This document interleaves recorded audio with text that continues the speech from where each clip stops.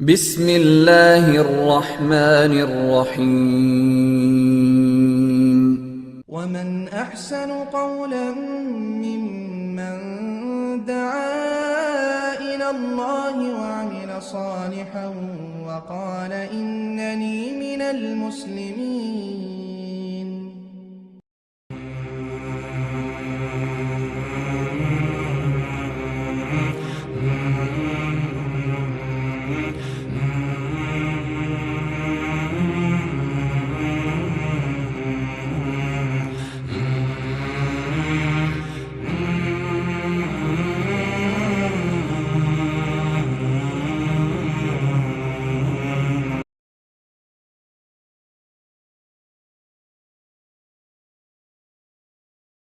إن الحمد لله نحمده ونستعينه ونستغفره ونؤمن به ونتوكل عليه ونعوذ بالله من شرور أنفسنا ومن سيئات أعمالنا من يهده الله فلا مضل له ومن يضلل فلا هادي له وأشهد أن لا إله إلا الله وحده لا شريك له وأشهد أن محمدا عبده ورسوله أرسله بالحق بشيرا ونذيرا وداعيا إلى الله بإذنه وسراجا منيرا من يطع الله ورسوله فقد رشد ومن يعص الله ورسوله فإنه لا يضر إلا نفسه ولا يضر الله شيئا أما بعد فأعوذ بالله من الشيطان الرجيم بسم الله الرحمن الرحيم لن تنالوا البر حتى تنفقوا ما تحبون وقال النبي صلى الله عليه وسلم لعثمان رضي الله تعالى عنه ما ضر عثمان ما عمل بعد اليوم مرتين رواه أحمد والترمذي الحمد لله সমস্ত প্রশংসা যাবতীয় গুণগান মহান আল্লাহ সুবহানাহু ওয়া তাআলার জন্য,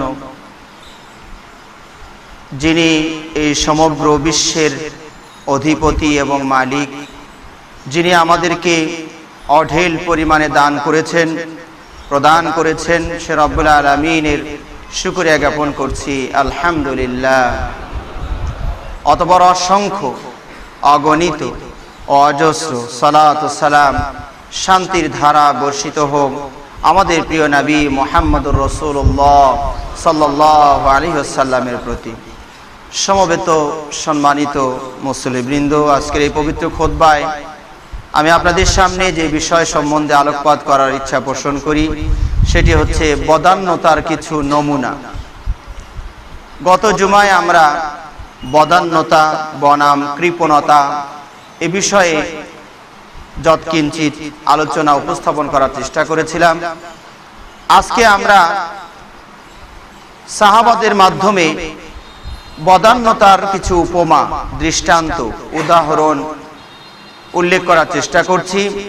হতে পারে তাদের এই বদান্যতার অবস্থা দর্শনে শুনে আমাদের মনের ভিতরে ঈমানি তেজটা আরো দীপ্ত হতে পারে, আরো শক্তিশালী এবং প্রবল হতে পারে। আল্লাহ রাব্বুল আলামিন আমাদেরকে কবুল করে নিন, আমিন। আল্লাহ রাব্বুল আলামিন পবিত্র কোরআনে বিভিন্ন জায়গায় দানের প্রতি বিভিন্নভাবে উদ্বুদ্ধ করেছেন। সূরাতুল বাকারায় আল্লাহ রাব্বুল আলামিন বিভিন্ন জায়গায় বলেছেন, আয়াতুল কুরসির আগের যে আয়াতটি রয়েছে প্রায় 254 নম্বর আয়াত, সেখানে আল্লাহ রাব্বুল আলামিন বলছেন, ইয়া আইয়ুহাল্লাযীনা আমানু আনফিকু মিম্মা রাযাকনাকুম মিন ক্বাবলি আন ইয়াতিয়া ইয়াউম من قبل أن يأتي يوم لا بيع فيه ولا خلة ولا شفاعة والكافرون هم الظالمون আল্লাহ রাব্বুল আলামিন বলছেন, হে ঈমানদারগণ, সেদিন আসার আগেই আমি তোমাদেরকে যা প্রদান করেছি তা থেকে খরচ করো। ইয়া আইয়ুহাল্লাযীনা আমানু আনফিকু মিম্মা রাযাকনাকুম, এই কথাটি দেখবেন পবিত্র কোরআনে আল্লাহ রাব্বুল আলামিন বারবার বলছেন যে আমি তোমাদেরকে যা দিয়েছি তার থেকে দাও। এই কথা খুব কম বলেছেন তোমরা শুধু খরচ করো, দান করো। মানে আল্লাহ রাব্বুল আলামিন আমাদের কাছে এটা ভিক্ষা চাচ্ছেন না যে আমি অসহায়, চলতে পারছি না, আজ কত বছর ধরে সূর্য চালাচ্ছি, তেল খরচ জুটছে না এখন, আজ কত বছর ধরে চন্দ্র, সূর্য, গ্রহ, নক্ষত্র, আলো, বাতাস, হাজার কোটি পশু পক্ষী, এত কিছু আমি মানে চালাচ্ছি, ব্যয়ভার অনেক বেড়ে গিয়েছে, মানুষের সংখ্যা সেই আদম থেকে এখন শত শত কোটিতে হয়ে গিয়েছে, তো তাহলে তোমরা আমাকে একটু ট্যাক্স টুক্স দাও যাতে করে আমি রাষ্ট্রটা একটু ভালোভাবে চালাতে পারি। এমনটি নয়, আল্লাহ রাব্বুল আলামিন দাপটের সাথে চেয়েছেন। তিনি বলেছেন, ওয়া আনফিকু মিম্মা রাযাকনাকুম, আমি যা দিয়েছি তার থেকে দাও। মিন ক্বাবলি আন ইয়াতিয়া ইয়াউমুন লা বাইউন ফীহি ওয়ালা খুল্লা, সেদিন আসার আগেই যেদিনে কোনো ক্রয় বিক্রয় চলবে না, ব্যবসা বাণিজ্য সব বন্ধ হয়ে যাবে, ওয়ালা খুল্লা, এবং কোনো বন্ধুত্ব কোনো কাজে আসবে না। অমুক আমার বন্ধু, অমুক আমার ফ্রেন্ড, ইত্যাদি ইত্যাদি ইত্যাদি, সেদিন কোনোই কাজে আসবে না। এরপরে বলছেন ওয়ালা শাফা, কোনো সুপারিশও কাজে আসবে না। অর্থাৎ যেগুলো অন্যায় সুপারিশ, কিছু সুপারিশ আল্লাহ গ্রহণ করবেন, সেটা হাদিসের দৃষ্টিতে আমরা একসময় বলেছি, আবার সুযোগ পেলে আবারও বলবো। যেগুলো অন্যায় সুপারিশ হবে, এই ধরনের কোনো সুপারিশও সেদিন চলবে না। তাহলে ব্যবসা বাণিজ্য যেদিন বন্ধ হয়ে যাবে, বন্ধুত্ব যেদিন কোনো কাজে আসবে না, কারো কোনো অন্যায় সুপারিশ যেদিন চলবে না, সেদিন আসার আগেই তোমরা আল্লাহ রাস্তায় ব্যয় করো। এরপর আল্লাহ রাব্বুল আলামিন যে কথাটি বলেছেন, কথাটি যেন আরো একটু শক্ত, ওয়াল কাফিরিনা হুমুয যালিমুন, কাফেররাই জালিম। কথা বললেন দানের, ফলাফলের শেষে গিয়ে বলছেন কাফেররাই জালিম। তার মানে কি ইঙ্গিত পাওয়া যায়? দান না করলে যেন তার ভিতরে জুলুমের গুণটাও এসে যেতে পারে, দান না করলে তার ভিতরে কুফরির যে ক্ষুদ্র সোপান সিঁড়ি, সেখানেও সে পা দিয়ে ফেলতে পারে। কারণ কাফের তো দুরকম আছে, একটি কাফের হচ্ছে যারা আল্লাহকেই অস্বীকার করে, মানে না, আর একটি কাফের হচ্ছে যারা আল্লাহকে মানে কিন্তু আল্লাহর নিয়ামতকে অস্বীকার করে। এগুলো আমি অর্জন করেছি, কারণ যেমন বলেছিল ইন্নামা উতিতুহু আলা ইলমিন, এটা আমি নিজে অর্জন করেছি। জ্ঞান লাগে, মেধা লাগে, বুদ্ধি লাগে, ব্যবসা করলেই শুধু হয় না, কৌশল জানা লাগে। মানে নিজের মানে চাতুরতার কথাই মানুষ বেশি প্রকাশ করে, কিন্তু দেখা যায় একই চাতুরতা নিয়ে একই ব্যবসা দুজন আমরা করছি, কাউকে আল্লাহ আকাশ ছোঁয়া মানে কাস্টমার দিয়ে দিলেন, অঢেল সম্পদ হয়ে গেল, আর একজন দোকান টেকাই মুশকিল হয়ে যায়। আসলে বাজেটটা বন্টনটা উপর থেকে হয়, আপনার চাতুরতার কৌশল দিয়ে এটা হয় না। তবে প্রচেষ্টা চালানোর অনুমতি নির্দেশ আল্লাহ রাব্বুল আলামিন আমাদেরকে দিয়েছে।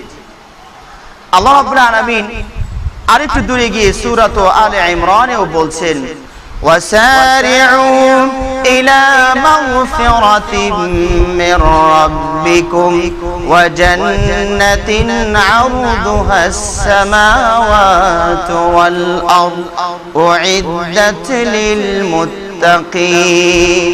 আল্লাহ রাব্বুল আলামিন আমাদেরকে প্রতিযোগিতা করতে বলছেন, ওয়াসারিউ ইলা মাগফিরা, আল্লাহর ক্ষমার দিকে তোমরা প্রতিযোগিতা করো, কে আগে গিয়ে বেশি ক্ষমা নিতে পারে।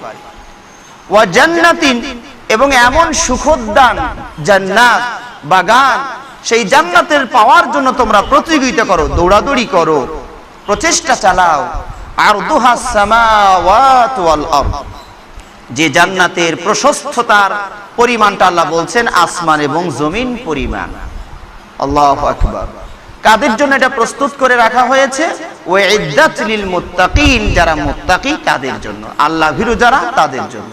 এরপরে আল্লাহ রাব্বুল আলামিন বলছেন, মুত্তাকিদের গুণ উল্লেখ করে বলছেন, আল্লাযীনা ইউনফিকুনা আমওয়ালাহুম ফিস সাররাই ওয়াদ দাররা, আল্লাযীনা ইউনফিকুনা ফিস সাররাই ওয়াদ দাররা, যারা সুখে দুঃখে, আনন্দে নিরানন্দে, হর্ষে বিষাদে, সর্ব অবস্থায় যারা খরচ করে, দান করে, ওই সকল মুত্তাকিদের জন্য ওই জান্নাত প্রস্তুত করে রাখা হয়েছে, যার পরিধি হচ্ছে মোটামুটি প্রশস্ততা হচ্ছে এই রকম, আসমান থেকে জমিনের দূরত্ব। সুবহানাল্লাহ। তাহলে এখানেও আল্লাহ রাব্বুল আলামিন মুত্তাকিদের বৈশিষ্ট্য বলতে গিয়ে প্রথম নাম্বার যে বৈশিষ্ট্যটি বললেন সেটা হলো তারা সুখে দুঃখে দান করে, সুখেও দান করে, স্বাচ্ছন্দ্যেও দান করে, নিরানন্দে, হর্ষে, বিষাদে, সর্ব অবস্থায় তারা দান করে।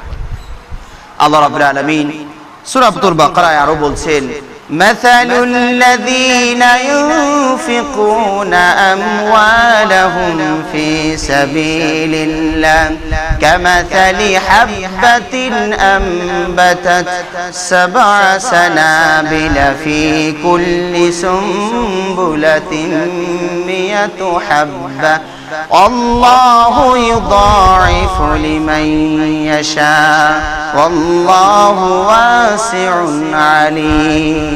আল্লাহ রাব্বুল আলামিন বলছেন, যারা আল্লাহর রাস্তায় ব্যয় করে তাদের একটি উদাহরণ দিয়ে বোঝানোর চেষ্টা করছেন, বোঝাচ্ছেন যে উদাহরণ হলো সেই শস্য দানার মতো, যে শস্য দানা জমিনে ফেললে সেখান থেকে একটি গাছ বৃক্ষ উদ্গত হবে, সেই গাছে 7টি শীষ ধরবে, প্রতিটি শীষে 100টি করে দানা হবে। তার মানে বোঝাতে চাইলেন একটি বীজ থেকে একটি বৃক্ষ গাছ, সেই গাছ থেকে 7টি ডাল বা শীষ, প্রতিটি শীষে 100টি করে দানা। তাহলে একটার বিনিময়ে কতটি পাওয়া গেল? 700 গুণ বেশি পাওয়া গেল। সুবহানাল্লাহ। এটা কোরআন, এটা হাদিস নয়, এটা স্বয়ং আল্লাহর কালাম। এরপর আল্লাহ রাব্বুল আলামিন বলছেন, আল্লাহু ইউদাইফু লিমান ইয়াশা। 700 গুণ বলার পরে আল্লাহ রাব্বুল আলামিন বলছেন, আল্লাহ যাকে ইচ্ছা আরো আরো আরো বাড়িয়ে দিবেন। তার মানে ওখানে গিয়ে টফিসটা একদম ক্লোজ করা হয়, বন্ধ করে দেওয়া হয়নি, পথটা খোলা রাখলেন। আল্লাহু ইউদাইফু লিমান ইয়াশা। এটা আরেকটু উঠান। আচ্ছা থাক। জি, আমরা যেটা বলছিলাম যে আল্লাহ রাব্বুল আলামিন এখানে বলছেন আল্লাহু ইউদাইফু লিমান ইয়াশা, আল্লাহ আরো বাড়িয়ে দিবেন। আল্লাহু ওয়াসিউন আলীম, আল্লাহ জ্ঞানী এবং প্রশস্তের অধিকারী। অফারটা কার কাছ থেকে আসলো? কৃপণের কাছ থেকে আসলো? স্বল্প সম্পদের অধিকারীর কাছ থেকে অফার আসলো?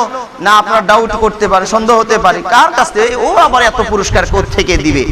এই জন্য আল্লাহ রাব্বুল আলামিন আবার নিজেই ঘোষণা করছেন আল্লাহু ওয়াসি', আল্লাহ প্রশস্তের অধিকারী। তার প্রশস্ততা মিটার, থার্মোমিটার, মিটার দিয়ে মেপে কুল কেনারা পাওয়া যাবে না। তিনি যেমন অসীম, তার প্রশস্ততাও তেমনি অসীম। এবং আলিম, কে আসলে হকদার কে হকদার নয় এ ব্যাপারেও তিনি বিজ্ঞ, তিনি জানেন, কারো কাছে জিজ্ঞেস করে কাউকে কিছু দিতে হবে না।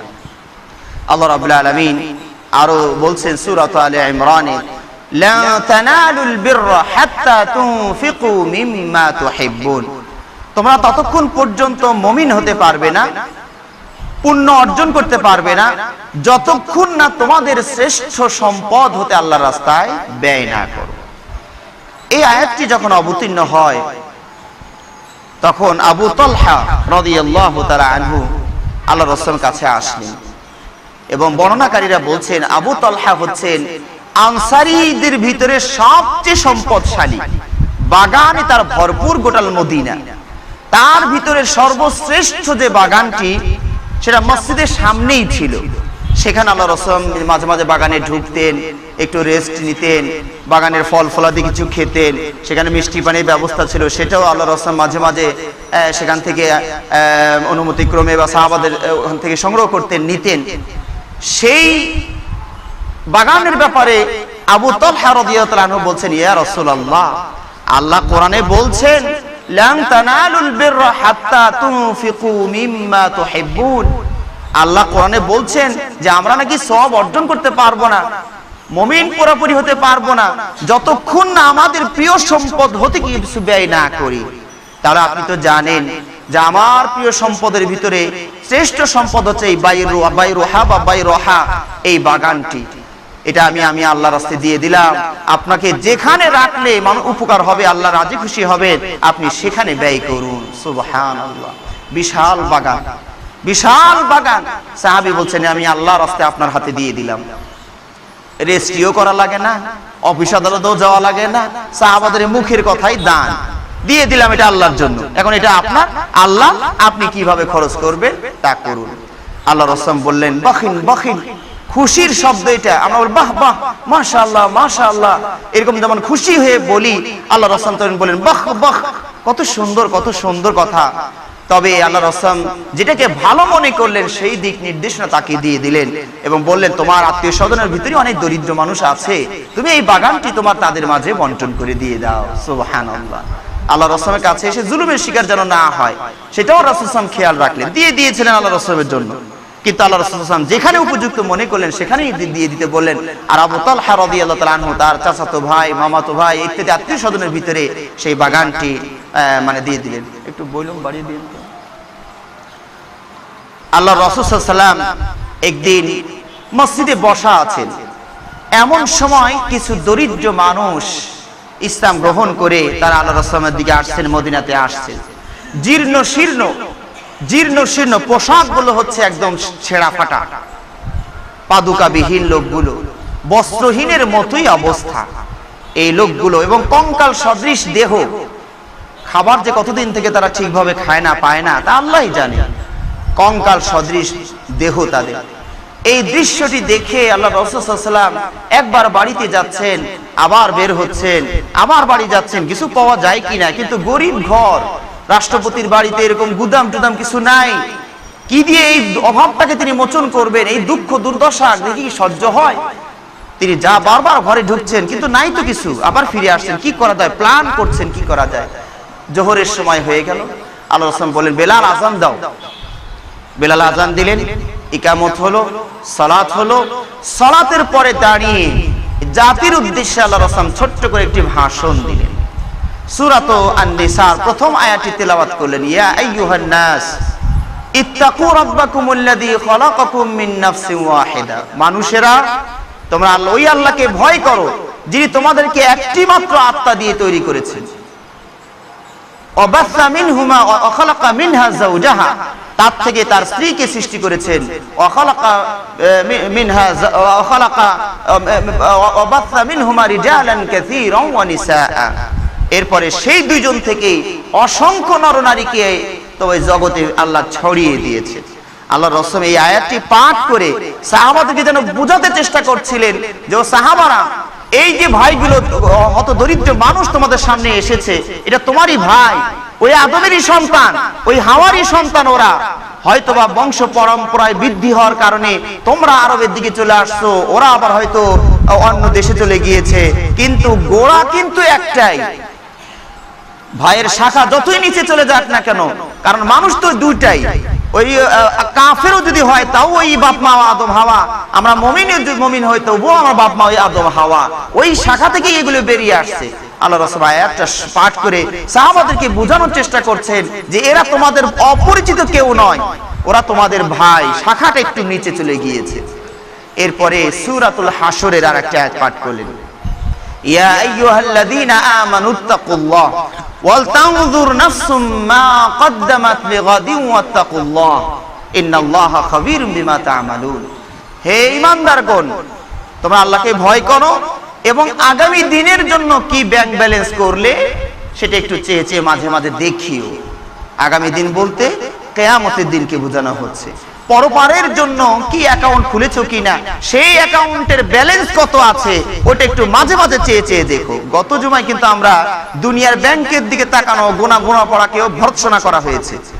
সূরা হুমাযায় আল্লাহ বললেন না, আল্লাযী জামা মালাম ওয়া আদ্দাদা, মাল গোনে জমা করে আর গোনে, এটাকে ভর্ৎসনা করা হলো।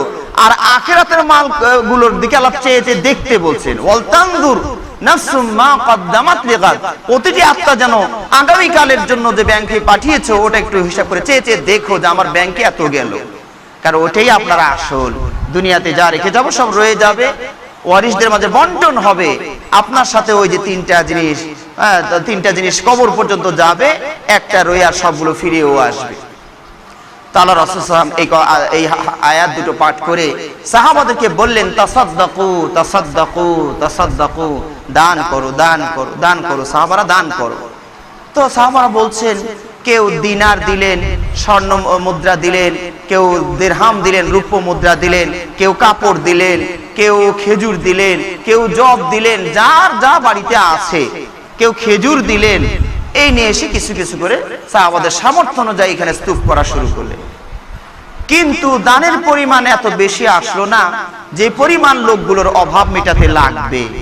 আল্লাহ রাসূল যখন আরেকটু শক্ত করে, মানে কৌশলের সাথে, ধমক দেওয়া তো লাগে নাই, শুধু বললেন ওয়ালাউ বিশিক্কি তামরা, যদিও খেজুরের অর্ধেকও হয়।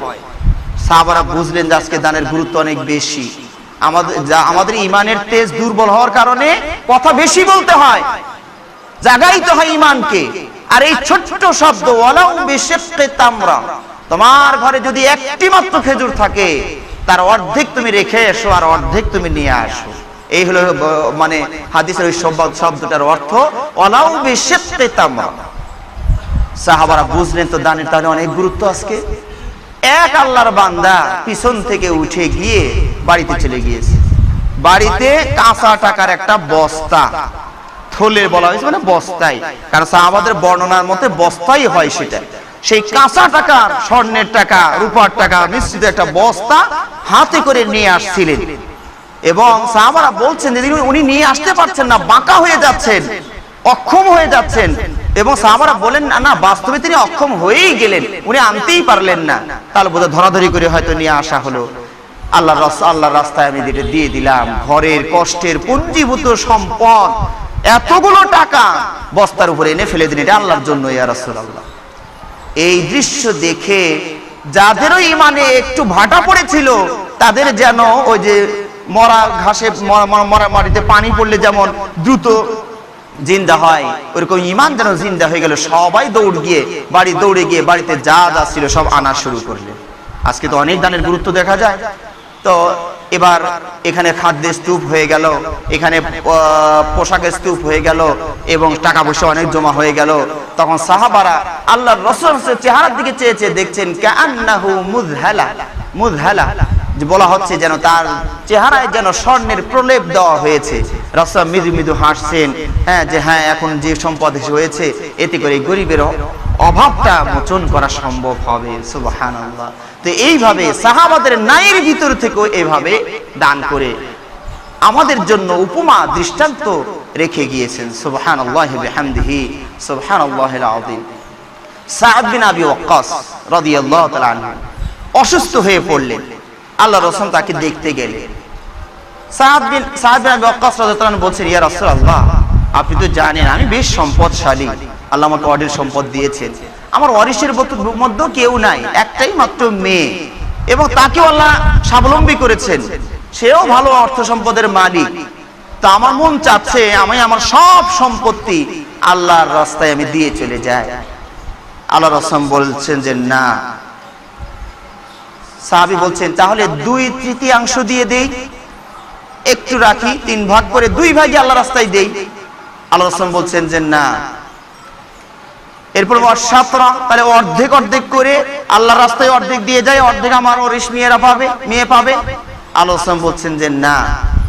এরপরে বলছেন ওয়াসুলুস, 1/3 দেই, 3 ভাগ করে 2 ভাগে আমার মেয়ের জন্য রেখে যাই, একটু দেই, 1/3 দেই। আল্লাহ রাসূল বলেন ওয়াসুলুসু কাসীর, 1/3 এটাই অনেক বেশি দেওয়া হয়ে যায়। আল্লাহু আকবার। আল্লাহ রাসূল কোন উম্মতের প্রতি যেন জুলুম না হয়। কেন প্রথমেই তো বলতে পারে ভালো, মাশাআল্লাহ, মারহাবা, সবটুকু দিবে তো ভালোই তো হয়, কিন্তু তাও নয়। আল্লাহ আপনার কাছে চাচ্ছেন ঠিকই, কিন্তু আপনাকে ফকির বানিয়ে চাচ্ছেন না, শুধু কৃপণতার দ্বারটা একটু খুলতে বলছেন। এই জন্য আল্লাহ কোরআনেও বলেছেন যে আল্লাহ রাসূলকে একদিন এক জোড়া কাপড় পরেছিলেন, এক সাহাবী এসে ওটা চেয়ে ফেলেছে, ইয়া রাসূলুল্লাহ আমার কাপড়টা দেন। তো কাপড়ই এক জোড়া চেয়ে ফেলেছে। তো কয় ঠিক আছে তাহলে তুমি বসো। উনি বাড়ি চলে গিয়েছেন, বাড়িতে গিয়ে কাপড়টা খুলে লোকের মাধ্যমে পাঠিয়েছেন। উনি পরে বাইরে আসবেন কি ওটা আর নাই, আর লোকটা চেয়েছে দরকার। এখন রসম আর বেরও হতে পারে না, জাতের সামনে আসতেও পারে না, দিনের কথা বলতে পারে না, ঘরে পড়ে আছেন, কাপড় নাই, বের হবেন কি দিয়ে? আল্লাহ রাব্বুল আলামিন তখন আয়াত অবতীর্ণ করে সাবধান করে দিলেন যে ওয়ালা তাবসুদহা কুল্লাল বাসতি ফাতাকউদা মালুমান মাযমুমা। হে আল্লাহ রাসূল, আপনি দান করবেন, দান করতে গিয়ে একবারে যেন হাত দুটোকে বুকের সাথে লেগেও রাখবেন না, আবার দিতে গিয়ে একবারে হাতটাকে প্লেন করেও দিবেন না যে সবটুকুই চলে যায়, একটু বাঁকা করে ধরেও রাখেন। তার মানে ব্যালেন্স সব জায়গায় করতে বলেছেন। হ্যাঁ, একবারই দিয়ে দেওয়ার কথাও বলেন নাই, আপনার রেখেই দেন, অতিরিক্ত যেটা আছে সেখান থেকেই দেন।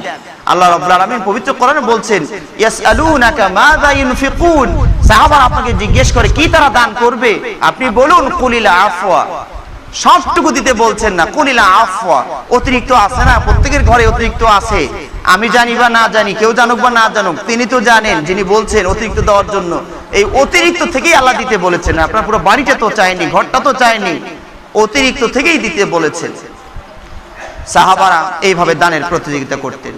ওমর রাদিয়াল্লাহু আনহু বলছেন যে একবার আমি একটা গনিমতের মাল থেকে বড়সড় একটা দান পেলাম, মনে মনে একটু প্রতিযোগিতা জাগলো যে রাসূল দানের কথাও বলছেন, এবার আমি আবু বকরের চেয়ে একটু বেশি দেওয়ার চেষ্টা করবো, একটু ফাস্ট হওয়ার চেষ্টা করবো। ওমর রাদিয়াল্লাহু আনহু বললেন আমি যা পেয়েছিলাম বিশাল সম্পদের মোটামুটি, সেখান থেকে অর্ধেক পরিমাণ নিয়ে আল্লাহ রাসূলের কাছে জমা দিলাম।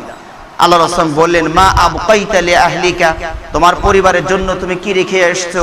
বলেন নিসফাহা, ওই পরিমাণই অর্ধেক রেখে আসছি, সম্পদকে ভাগ করেছি, অর্ধেক আপনার জন্য নিয়ে এসেছি আল্লাহর জন্য, আর অর্ধেক আমার বাড়ির পরিবার পরিজন নিজের জন্য রেখে আসছি। কিছুক্ষণ পরে আবু বকর রাদিয়াল্লাহু আনহু আসলেন, যাও বাড়িতে ছিল ঘটি বাটি যাও ছিল সব সম্পদটুকু নিয়ে আসছে। আল্লাহ রাসূল আবু বকরকে জিজ্ঞেস করেন আবু বকর তুমি কি রেখে আসছো বাড়িতে? বলছে আমি আল্লাহ এবং তার রাসূলকে বাড়িতে রেখে আসছি। আল্লাহু আকবার, আমি আল্লাহ এবং তার রাসূলকে রেখে আসছি, আল্লাহ তো আসেনি, আল্লাহ কি আমার না খেয়ে মারবে? এইটা যদি আল্লাহর সন্তুষ্ট হয় আল্লাহ তাই করুক, অসুবিধা কি? আল্লাহর সম্পদ আমি সবটুকু নিয়ে আসছি। ওমর এমন একটা লজ্জায় পড়ে গেলেন মনে মনে, কারণ প্রতিযোগিতার প্রকাশ তো করেননি যে আজকে আবু বকরের চেয়ে একটু ফাস্ট হওয়ার চেষ্টা করব, এটা মনে মনে প্রতিযোগিতা ছিল। ওমর পরে প্রকাশ করে দিয়ে বলছেন আমি এই দানের পর থেকে আজকে যেমন ফেল করে ব্যর্থ হয়ে বললাম আবু বকরের সাথে আর কোনোদিন প্রতিযোগিতায় যেতে আমি রাজি না, কারণ ওনার সাথে পারা যাবে না। উনি 5 টাকা দেখ না কেন, কিন্তু বলছে যা আছে সবই দিয়েছি, আল্লাহর রাসূলকে রেখে আসছি। আর ওমর অর্ধেক রেখে এসেছিলেন, ওনার পরিমাণে দেওয়ার পরিমাণে যদিও ওমরের বেশি, কিন্তু আবু বকরের মনের অভিব্যক্তি যে তার চেয়েও বড়। আল্লাহু আকবার। ওসমান রাদিয়াল্লাহু তাআলা আনহু জাইশুল উসরা তাবুক যুদ্ধের সময় প্রায় 400 কিলোমিটার দূরে গিয়ে যুদ্ধ করতে হবে কাফেরদের সাথে, এবং মরুভূমি প্রচন্ড মানে রোদে তপ্ত হয়ে আছে, মানে চৌচির হয়ে যাচ্ছে সবকিছু। এই প্রচন্ড গরমের ভিতরে 400 কিলোমিটার দূরে, মাইল দূরে গিয়ে, মাইল এটা কিলোমিটার না, মাইল দূরে গিয়ে সেখানে যুদ্ধ করতে হবে, বিশাল একটা ব্যয়ভার। 400 কিলোমিটার, এই সৈন্যদের যেতে কতদিন সময় লাগবে? 1 লাখ সৈন্য নিয়েও যদি রওনা করি, তো 1 লাখ সৈন্য এই হেঁটে হেঁটে আপনার উঠে আর গরু মানে পদব্রজী মানুষদের যেতে 400 কিলোমিটার যেতে দৈনিক কয় মাইল করেই বা যেতে পারবেন? তাহলে কতদিন লাগবে? আবার সেখানে যুদ্ধ করতে গিয়ে আবার কতদিন সেখানে যুদ্ধ করা লাগে, তাদেরই বা সামর্থ্য কত বেশি, আল্লাহ কতদিনই বা জয় দিবেন না দিবেন, সেটাও একটা বিষয়। সেখানে হয়তো আবার 1 মাস থাকাও লাগতে পারে, আবার সেখান থেকে বিজয় দিবেন বা দিবেন না আল্লাহর ইচ্ছা, সেইটা নিয়ে আবার আবার এত 400 কিলোমিটার পথ এই লোকগুলোকে নিয়ে ফিরে আসতে হবে, বিশাল বড় একটা ব্যয়ের দরকার। আল্লাহ রাসূল ঘোষণা দিলেন, দান আসতে থাকলো যার যার সামর্থ্য অনুযায়ী। ওসমান রাদিয়াল্লাহু তাআলা আনহু সেই যুগের 1000 স্বর্ণ মুদ্রা, 1000 স্বর্ণের টাকা একটা থলে ভর্তি করে নিয়ে এসে রাসূল বসে আছেন এরকম করে কোলের ভিতরে দিয়ে দিলেন, ইয়া রাসূলুল্লাহ এই যে আল্লাহর জন্য দিলাম, খরচ করুন। আল্লাহ রাসূল হতবাক হয়ে গেলেন, মানুষ এরকম দান করে, আল্লাহর জন্য পোটলাটা নিয়ে কোলের ভিতরে নাড়াচাড়া করছেন, আর ওসমানের জন্য শুভ সংবাদ ঘোষণা করছেন, মা দররা উসমান মা আমিলা বাদাল ইয়াউম, মা দররা উসমান মা আমিলা বাদাল ইয়াউম। ওসমানের আর কোনো ক্ষতি হবে না আজকের পরে যদি আর কোনো আমল সে না করে। সুবহানাল্লাহ। অর্থাৎ ভাবসাব যেমন এমন, উনি যদি আজকের পর থেকে সালাতও না পড়ে, সিয়ামও না রাখে, হজও না করে, যুদ্ধেও যদি না যায়, তবু ওসমানের এই দানেই তাকে জান্নাতের দিকে নিয়ে যাবে। সুবহানাল্লাহ। কিন্তু এত বড় দানের অফার পেয়েও কি ওই সাহাবারা একদিনও ইবাদত থেকে পিছপা ছিলেন?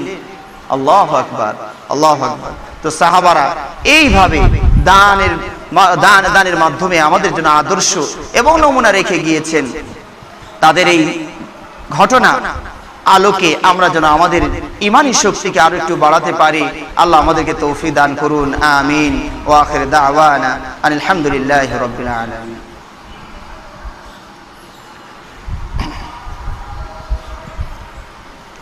ইন্নাল হামদুলিল্লাহি ওয়াহদা والصلاة والسلام على من لا نبي بعده وعلى آله وأصحابه ومن تبعهم بإحسان إلى يوم الدين. أما بعد فإن خير الحديث كتاب الله وخير الهدي هدي محمد صلى الله عليه وسلم وشر الأمور محدثاتها وكل محدثة بدعة وكل بدعة ضلالة وكل ضلالة في النار. সম্মানিত মুসলিমবৃন্দ, আমাদের মা বোনরাও, সেই যুগের মা বোনেরাও কিভাবে দান করতেন একটি হাদিস বলেই শেষ করছি। ঈদের সালাতের পর আল্লাহর রাসূল সাল্লাল্লাহু আলাইহি ওয়াসাল্লাম আবার মহিলাদের কাছে যেতেন। যেহেতু মাইকের ব্যবস্থা নাই, ওই আওয়াজ খুতবা শোনেনি, এই জন্য ওখানে গিয়ে আবার একটি আলোচনা সংক্ষিপ্ত আকারে তুলে ধরতেন এবং দানের ভিতরে মানে তাদের দানের প্রতি তাদেরকে উৎসাহিত করতেন।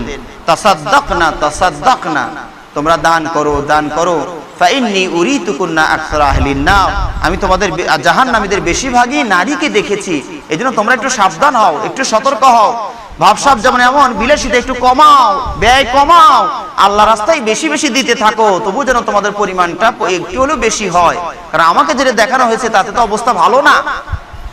এই কথা বলা মাত্রই হাদিসে আল্লাহ রাসূল বলছেন, মেয়েরা যার যেখানে গায়ে অলংকার আছে খুলে দেওয়া শুরু করে দিতে। বেলাল একটা কাপড় পারতেন, মেয়েরা কানে হাত দিয়ে কানের দুল খুলে দিয়েছে। কারো বালা আছে, বালাটা মোটা মোটা বালা, হ্যাঁ সেখাব বলা হয়েছে, মোটা চুরির বালা, হ্যাঁ ওটাও খুলে দিয়ে দিয়েছে। সবগুলোকে একসাথে পোটলা বেঁধে আল্লাহ রাসূল বেলাল আল্লাহ রাসূল সাথে করে বাসায় চলে আসতেন। দিনের জন্য এই টাকাগুলো ব্যয় হবে। তো সেই যুগের নারীরাও, যাদের সম্পদ তো বেশি ছিল না, তবে তাদের মহরানা তারা পেতেন, যা আরো টুকটাক ব্যবসা বাণিজ্য কাউকে কারো মাধ্যম দিয়ে তারা করতেন। খাদিজা থেকেও বোঝা যায় তারা এভাবে আল্লাহ রাস্তায় দান করেছেন। সুতরাং আজকের আপনারা যারা আমাদের এই আলোচনা শুনছেন, মা বোনেরাও শুনছেন, তাদের প্রতি আমাদের উদাত্ত আহ্বান হচ্ছে যে এই যে জায়গাটা কেনার জন্য আমাদের সবাই আপ্রাণ চেষ্টা চালিয়ে যাচ্ছি। আপনারা জানেন প্রায় 52 লক্ষ টাকা মাদ্রাসার ফান্ড থেকে ধার নিয়ে সেখানে বায়না করা হয়েছে। সময় যেহেতু তারা বেশি দিচ্ছেন না, এর মাঝে যারা পারবেন অবশ্যই তারা অংশগ্রহণ করবেন, কর্জে হাসানা হলেও দিবেন এবং ঋণ করে হলেও আপনারা দিতে পারেন। এই যদি সম্ভব হয় যে আপনার কিছুদিন পরেই আপনার টাকাটা এসে যাবে, এমন যদি অবস্থা থাকে, তবু আপনারা এটা দিবেন। আল্লাহ রাব্বুল আলামিন আমাদের দানগুলোকে কবুল করে নিন। আল্লাহ রাব্বুল আলামিন যারা ইতিমধ্যে অনেক ভাই দান করেছেন, আল্লাহ রাব্বুল আলামিন তাদের দানগুলোকে আল্লাহ কবুল করে নিন।